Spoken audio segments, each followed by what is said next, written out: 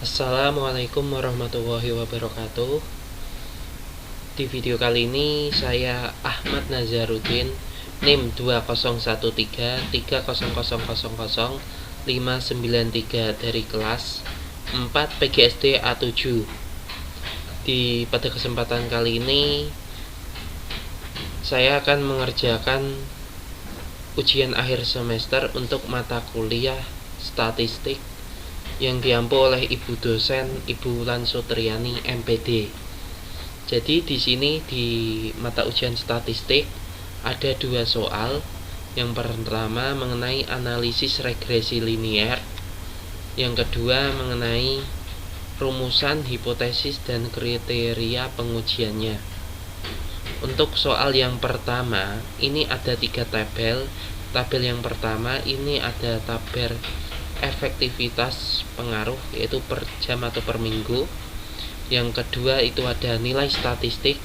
Yang ketiga itu adalah hasil atau prestasi. Untuk soal yang pertama mengenai analisis regresi linear, ini kita akan menentukan yang pertama mengenai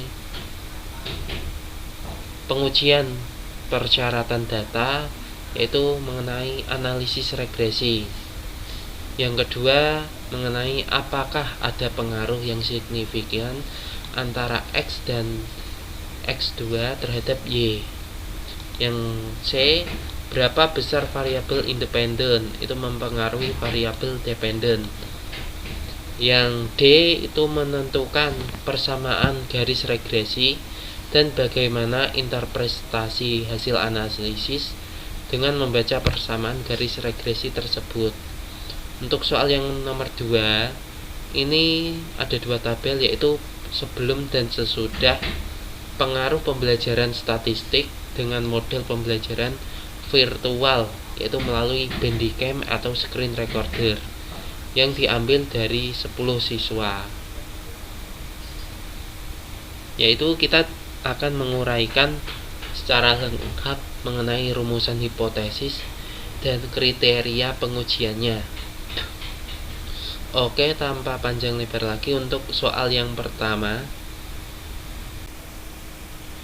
Untuk soal yang pertama mengenai analisis regresi linear, kita copy terlebih dahulu data yang ada di tabel. Kita copy, kita buka SPSS. Nah, kita pilih data view, lalu kita pastekan.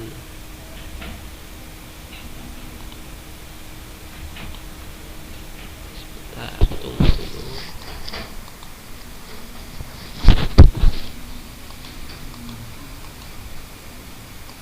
Kita pastekan. Nah, ini kan masih ada variabel 1, variabel 2, dan variabel 3. Kita pilih variabel view untuk mengganti nama tersebut. Untuk variabel yang pertama kita pilih apa ya tadi?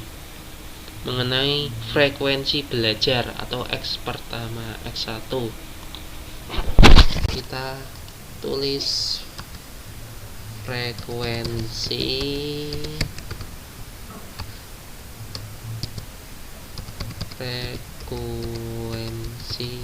belajar. Jadi untuk penulisannya itu tanpa spasi ya. Untuk variabel 2 kita pilih. Untuk variabel 2 itu nilai statistik dan variabel 3 itu prestasi. Variabel 2 nilai statistik dan variabel 3 itu prestasi. Nilai statistik.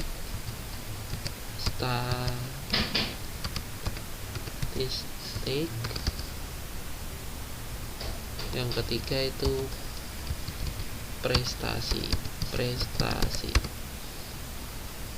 Oke, untuk tipe itu kita harus pilih numerik ketiga-tiganya, lalu kita pilih oke. Untuk lalu kita pilih desimal. Desimalnya kita ubah ke 0 semua ya. 0.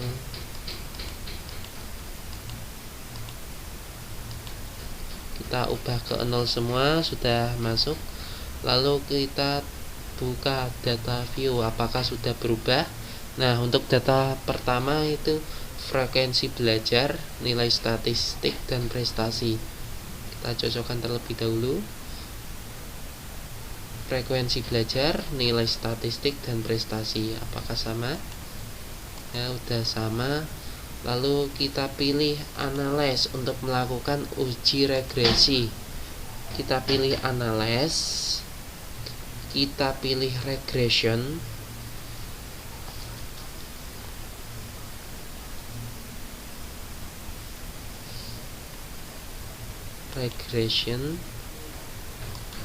kita pilih linear.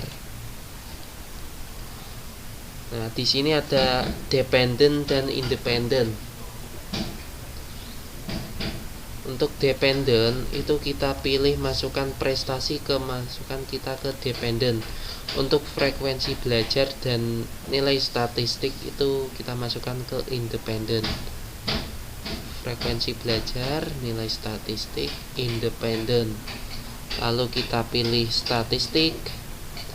Kita checklist untuk estimates, model fit,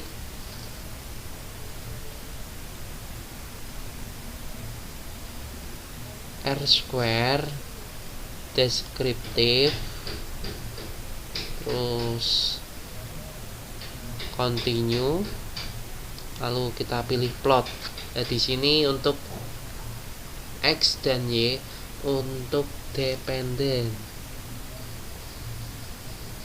Untuk yang Y kita pilih dependent. Sedangkan untuk yang X itu Z recit. Lalu kita histogram kita checklist, normal probability plots kita checklist. Lalu kita continue. Lalu kita oke untuk melakukan hasilnya. Nah, kita tunggu hasilnya apakah sudah muncul.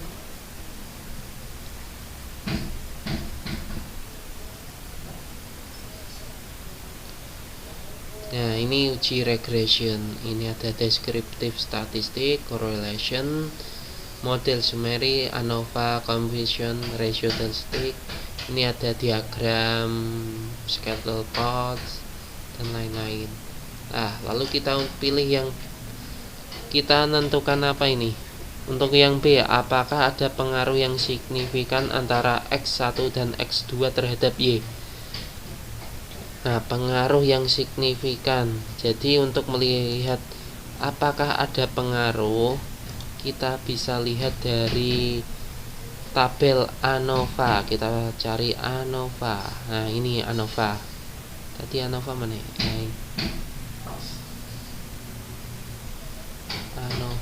ANOVA mana?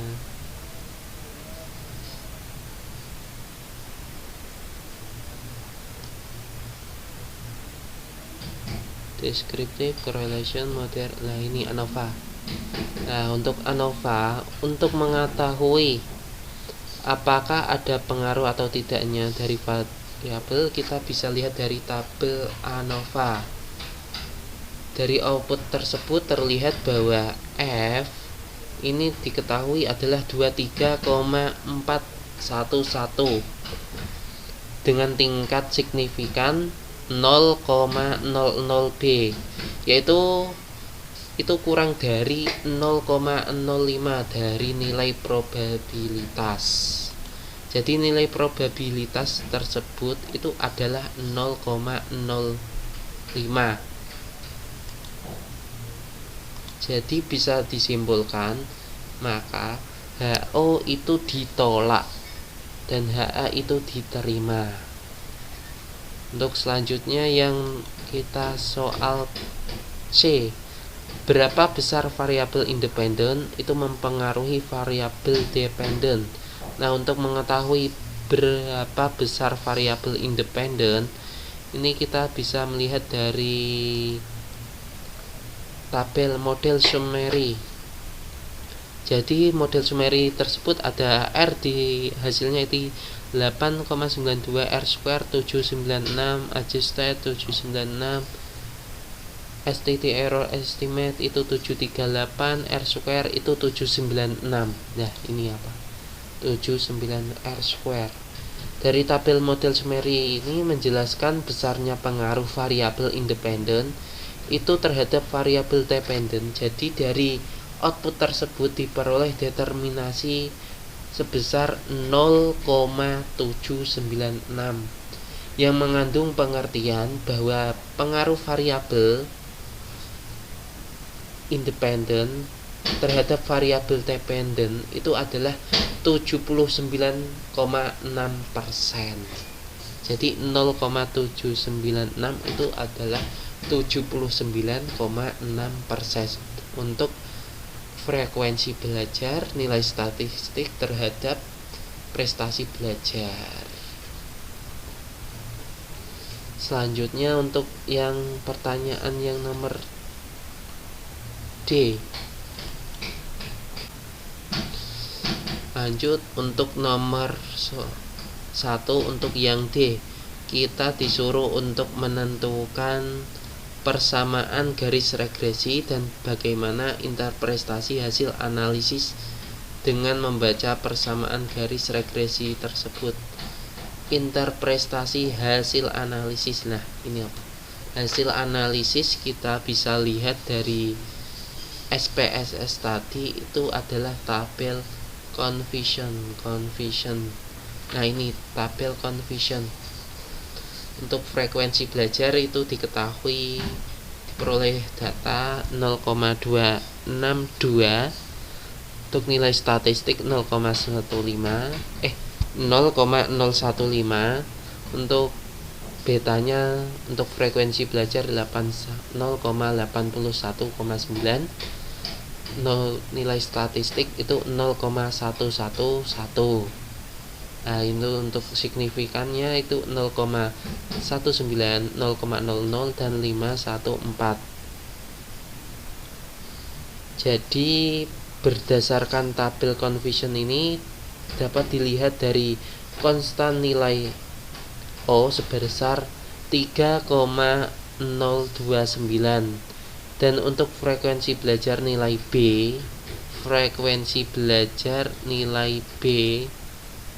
itu 0,262. Sementara untuk nilai statistik itu nilai B itu sebesar 0,15, sehingga diperoleh persamaan regresi linier berganda, yaitu Y sama dengan, untuk rumusnya itu Y sama dengan frekuensi belajar atau nilai B yaitu sebesar 3,029 plus nilai statistik frekuensi belajar yaitu 0,262 atau X1 plus nilai statistik yaitu 0,015 X2. Ya, itu jadi nilai konstanta prestasi itu sebesar 3,029 yang menyatakan jika variabel untuk X1 yaitu frekuensi belajar itu sama dengan 0 dan nilai statistik, maka loyalitas frekuensi adalah 3, konstannya itu 3,029. Untuk confusion X1 atau X1 apa tadi ya? X1 itu untuk frekuensi belajar itu sebesar 0,262. Berarti bahwa setiap terjadi peningkatan variabel X1, maka berarti bahwa setiap terjadi peningkatan variabel untuk X1 atau frekuensi belajar itu sama dengan 0. Nah, ini 0, yaitu 1%, maka loyalitas prestasi meningkat sebesar 0,262%. Sebaliknya, setiap terjadi penurunan variabel untuk X1 atau frekuensi belajar atau itu sebesar 1%, dapat dilihat dari 0,53, yaitu kurang dari 1%. Maka loyalitas prestasi akan menurun sebesar 0,262, yaitu 26,2%. Untuk confusion X1, X2 yaitu 0,15 untuk yaitu mengenai X2 itu nilai statistik. Jadi kita bisa lihat dari tabel di sini untuk nilai statistik itu sebesar X2 itu sebesar 0,015. Berarti bahwa setiap terjadi peningkatan variabel X2 atau nilai statistik yaitu sebesar 1%, maka loyalitas prestasi akan meningkat sebesar 0,15% atau 0,15% berarti 0 atau 1,5% ya, atau 1,5%. Sebaliknya, jika terjadi penurunan variabel X2 atau nilai statistik, maka terjadi penurunan sebesar 1%, maka loyalitas prestasi belajar itu menurun, yaitu sebesar 0,15 atau 1,5%. Nah, itu untuk jawaban nomor 1 yaitu A, B, C, D. Ya, kita bisa lihat dari tabel confusion, ANOVA, dan model summary. Oke, untuk soal yang nomor 2 ini untuk makro statistik, ini ada soal mengenai rumusan hipotesis, yaitu sebelum dan sesudah. Jadi soalnya begini, seorang peneliti ingin mengetahui tingkat keefektifan pengaruh pembelajaran statistik dengan model pembelajaran virtual melalui Bandicam Screen Recorder, yaitu dilakukan tes prestasi. Nah, ini ada kata kuncinya, yaitu sebelum dan sesudah. Nah, ini jadi patokan untuk kita melakukan uji statistik, yaitu mengenai sebelum dan sesudah dilakukannya proses pembelajaran statistik dengan model pembelajaran virtual. Apakah ada pengaruh sebelum dan sesudah diterapkannya? Ya, di sini juga ditentukan taraf signifikan A adalah 0,05. Nah, untuk caranya langsung saja kita atur lebih dahulu supaya untuk gampang untuk kita copy. Nah, sudah. Nah, di sini ada dua tabel, yaitu sebelum dan sesudah. Nah, kita copy terlebih dahulu tabelnya. Kita klik copy, kita buka SPSS. Kita klik data view. Kita pastekan. Nah, kita paste. Nah, di sini kan masih tertulis variabel 1 dan variabel 2. Nah, di sini kita ubah terlebih dahulu. Untuk variabel 1 kita pilih sebelum.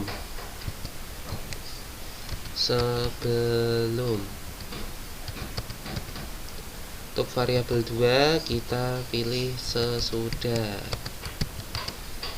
Nah, numerik tipenya harus numerik ya. Desimalnya kita ubah ke 0 semua.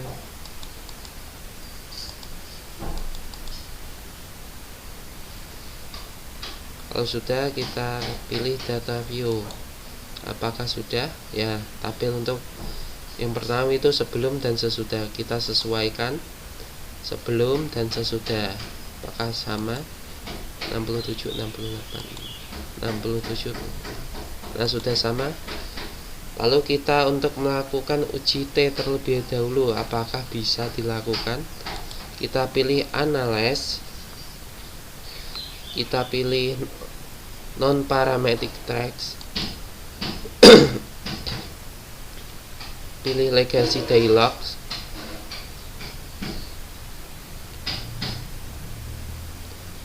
sampel KS.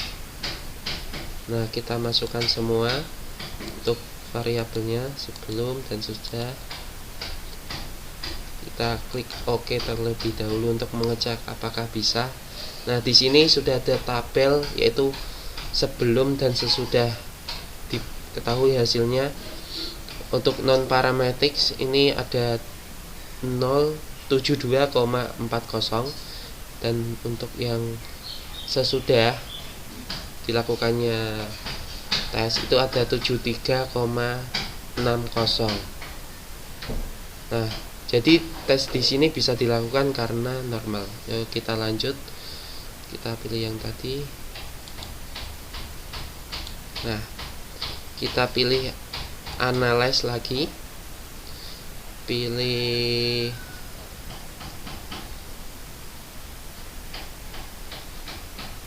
compare means. Compare means mana? Pilih compare means. Nah,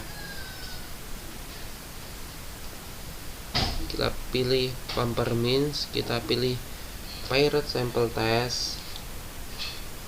Nah, di sini ada dua tabel untuk variabel 1 dan variabel 2. Untuk variabel 1 kita pilih sebelum. Untuk variabel 1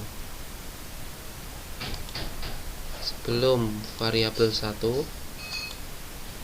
Untuk variabel 2 itu sesudah. Lalu kita pilih option.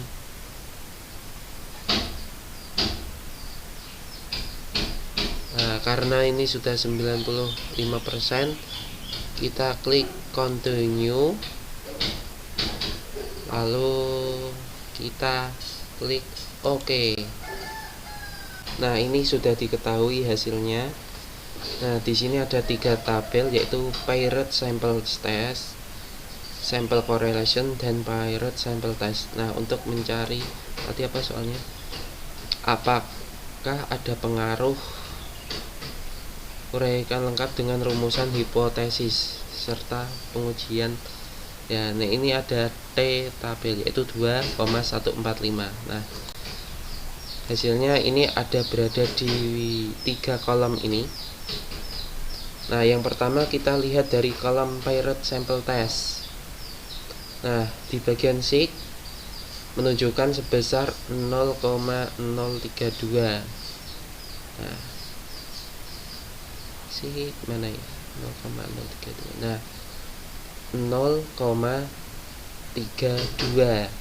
Nah, maka dari signifikan tersebut 0,32 itu lebih besar dari 0,5. Maka artinya itu HO itu diterima. Karena di sini interpretasi terhadap TO, T tabel dapat dilakukan dengan cara yang pertama, T observasi dan T tabel dengan diferensi 14 diperoleh 2,145 dengan tara signifikan 5%, maka T hitung kurang dari T1 minimal diabaikan yaitu 1,031 kurang dari 2,145, maka HO itu diterima.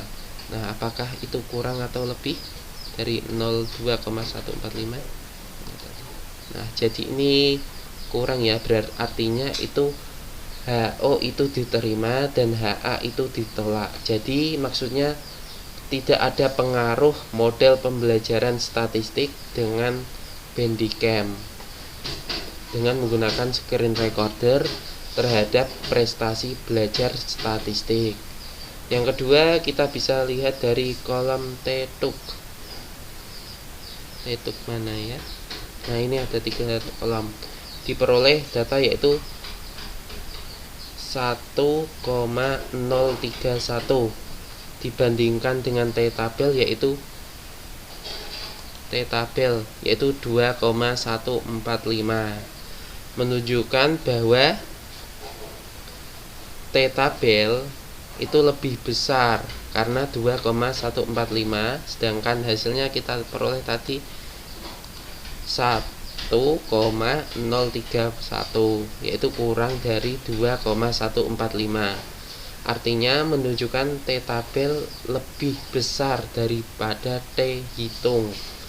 Maka HO itu diterima dan HA itu ditolak.